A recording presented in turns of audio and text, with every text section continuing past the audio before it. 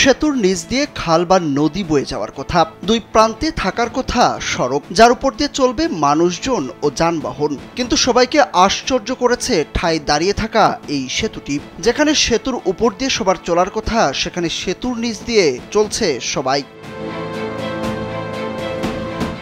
লাখ লাখ টাকা খরচ করে পিচ ঢালাই সড়কের উপরেই আজব এই সেতু নির্মাণ করা হয়েছে। তবে অনেকেই ভাবতে পারেন এটি হয়তোবা উড়াল সেতু, কিন্তু একটু খেয়াল করলেই দেখবেন সেটিরও উপায় নেই। কারণ সেতুটির দুই ডানায় কাটা, অর্থাৎ দুপাশে কোনো সড়কই নেই। কোনোদিন পথচারী বা যানবাহন ওঠেনি এই ভাগ্যবান সেতুটিতে।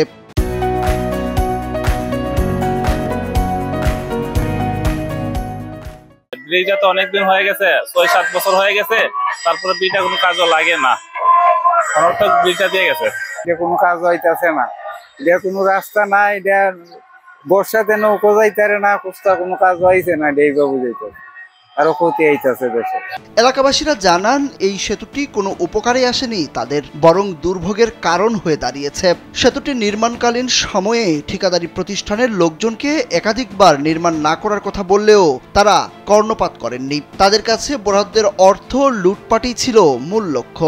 ৮-৯ বছর হয়েছে, যদি মাটি সাইডে ফেলা নেওয়া তাহলে আমরা সুবিধা হয়, আমরা চলতে সুবিধা হয়, মানে ২-৪ হাজার লোকের মানে একটা সুবিধা। শুধু এই একটি সেতুই নয়, কাছাকাছি এলাকায় এমন অপ্রয়োজনীয় আরও একটি সেতু রয়েছে। এই সেতুর দশাও একই।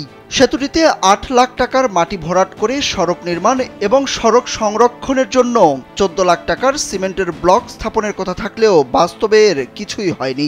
এখন দুই পাশেই নেই মাটির ছিটেফোঁটাও। আমরা এই ব্রিজের কোনো কাজে আসে না, একমাত্র শুধু তোমার আমরা এখানে যদি রাস্তা করে দিত, দুই পাশে মানে মাটি ভরাট করে দিলে এই আমরা এখানে এই সাঁকুড়া আর করতে হইল না, প্রতি বছর এটা আমরা করতে হয়। উপজেলা প্রকল্প বাস্তবায়ন কর্মকর্তা মোহাম্মদ মজনু মিয়া জানান, তিনি এখানে আসার অনেক আগেই সেতু দুটি নির্মাণ করা হয়েছে। সামনের কোনো বাজেটে বিষয়টি সমাধানের আশ্বাস দিয়েছেন তিনি। সেটা আসলে আরো ১৫ বছর আগে করা হয়েছে। সেই বৃষ্টি, প্রাকৃতিক দুর্যোগ, বন্যা, অতিবৃষ্টির কারণে ওখানে অ্যাপ্রুজের মাটি সাধারণত থাকে না। যেহেতু আপনারা অবগত করছেন, আমরা এটা প্রয়োজনীয় ব্যবস্থা গ্রহণ করার জন্য সামনের বাজেট থেকে আমরা সমন্বয় করে ওখানে কাজ করার জন্য আমরা প্রস্তুতি গ্রহণ করব।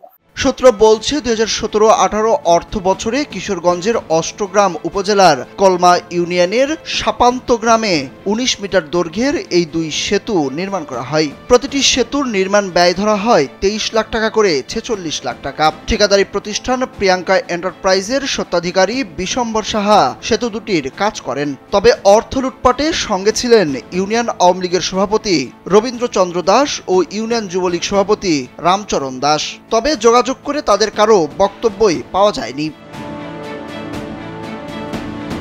সুরুজ আহমেদ, কালবেলা।